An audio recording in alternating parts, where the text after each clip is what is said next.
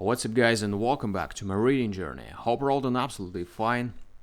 And today, as usual, we're going to continue with the Discourses by Epictetus. And I'll read to you the chapter 7, Dialogue with the Commissioner of the Free Cities, who was an Epicurean. So let's get started.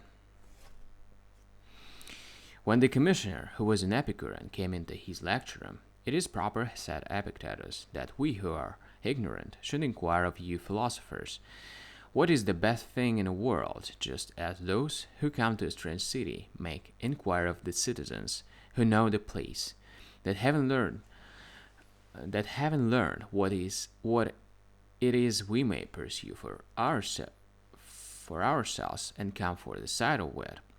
As foreigners visit the sights of the cities, for all, one may say, how great that man has to do with three things: soul and body and external things. It only remains for you to answer the question, what is the best in man?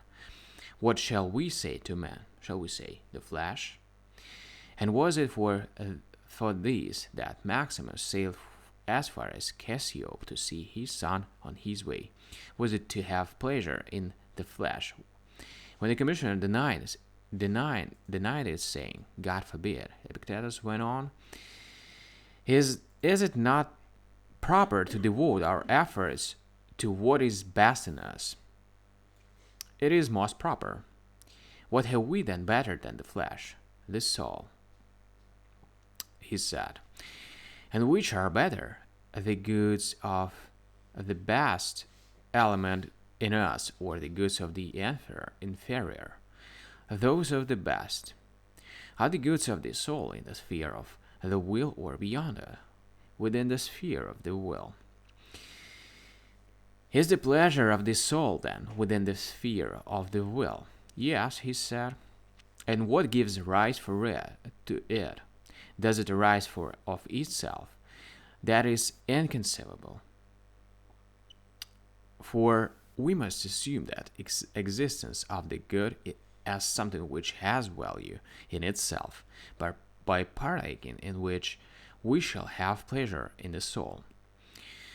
To these two he agreed. What then will give rise to this pleasure of the soul in us? If the goods of the soul give rise to it, then the nature of the good is discovered, for it is impossible that the good and that which gives us rational delight should be different from one another, or that the consequence should be good unless that on which it depends is good. For the primary end must be good, if that which follows on it is to be rational. But you cannot say this if you have any sense, for you will be saying what is inconsistent with Epicurus, and with the other judgments of your school will be reduced to saying that the pleasure of the soul is pleasure in bodily things. These, as it now appears, are of primary value and are identical with the nature of the good. Therefore Maximus acted foolishly. If he had any motive in sailing by the flesh, that is the highest principle, he acts like a fool too, if, as a judge, he refrains from the other man's goods when he can take them, if you think fit to do it. The only point for us to look to is that it be done secretly, securely, without anyone's knowledge. For even Epicurus himself does not set down stealing as evil, but only detected stealing. And he says, do not steal, only because it is impossible to be sure of escaping detection. But I tell you that if it be done cleverly and cautiously, we shall escape detection. Further, we have powerful friends in Rome, both man and woman, and the Greeks are feeble folk. No one will have the courage to go to Rome to prosecute. Why do you refrain from your own good? It is foolish and silly. Nay, even if you tell me your refrain, I will not believe you, for just as it is impossible to assent to what appears false and to reject what is true. So it is impossible to hold aloof from what appears good. Now, wealth is a good thing and, so to speak, most productive of pleasure. Why should not one acquire it? Why should we not corrupt our neighbor's wife if we can do it without detection? And if her husband talks nonsense, why should we not break his neck as well? This, if you wish to be a philosopher of the right sort, to be perfect and consistent with your own judgments. Otherwise, you will be no better than we so-called Stoics, for we too say one thing and do another. We say noble words and do shameful deeds. You will be suffering from the opposite perversion of uttering shameful judgments and doing noble deeds. Before God, I ask you, can you imagine a city of Epicureans? I shall not marry, says one. Nor shall I, says another, for it is wrong to marry. Yes, it is wrong to get children, and wrong to be a citizen. What is to happen then? Where will your citizens come from? Who will educate them? Who will be governor of the Ephebi? Who will manage the gymnasia? Yes. And what will be their education? Will it be the education of Lacedaemonians or Athenians received? Take me a young man and bring him up in accordance with your judgments. The judgments are bad, subversive of the city, ruinous to family life, not even fit for woman. Men leave these principles alone. You live in an imperial city. You must hold office, judge justly, refrain from other men's property. No woman but your wife must seem fair in your eyes. No boy, no silver or gold plate. You must look for judgments that will be in keeping with such conduct, and will enable you to refrain with pleasure from things so persuasive to attract and to overcome you. If on the other hand we back up their persuasive power by this philosophy, such as it is, that we have discovered, thrusting us forward and confirming us in the same direction, what is to become of us?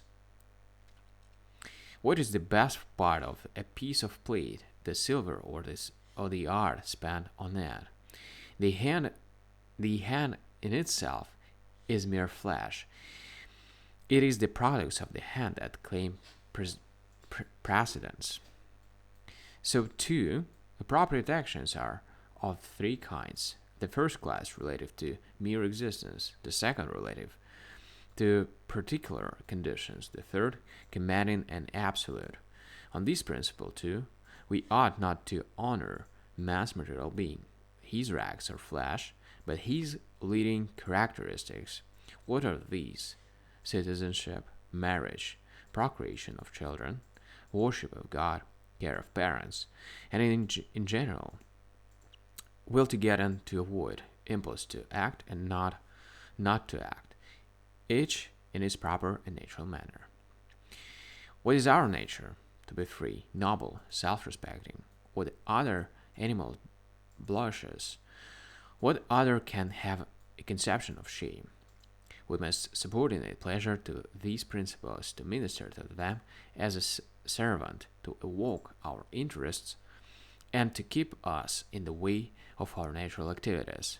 But I am rich and have need of nothing. Why then do you still pretend to be a philosopher? Gold and silver plate are enough for you. What need have you of judgments? Nay, but I also sit as judge over the Greeks. What? You know how to judge? What made you know that? What made you know that? Caesar wrote me a patent. Let him write to you to judge questions of music. What use will it be to you? But let that pass. How did you get made a judge? Whose hand did you kiss? Was it Symphorus or Numenius? And antechamber did you sleep? To whom did you send gifts? After all, do you not see that being judged is worth no more nor less than Numenius is worth? Yes, but I can put anyone I wish in prison, as you may a stone, but I can cudgel to death anyone I wish, as you can an ass. This is not governing man. Govern us as rational creatures by showing us what is expedient, and we will follow it. Show us what is inexpedient, and we will turn away from it. Make us admire and emulate you, as Socrates made men do. He was the true ruler of man, for he brought men to submit to him their will, to get and to avoid, their impulse to act and not to act. Do this, refrain from this, or I will put you in prison. This is not how rational beings are ruled, but do this as Zeus ordained. If not, you will suffer penalty and harm. What kind of harm? No harm but that of failing to do your duty. You will destroy the trustworthy, self-respecting, well-behaved man in you. Look not for any greater harm than this. Alright, guys, so the reading session's over. As usual, we're gonna continue tomorrow. Thank you for joining me today. See you tomorrow. Bye.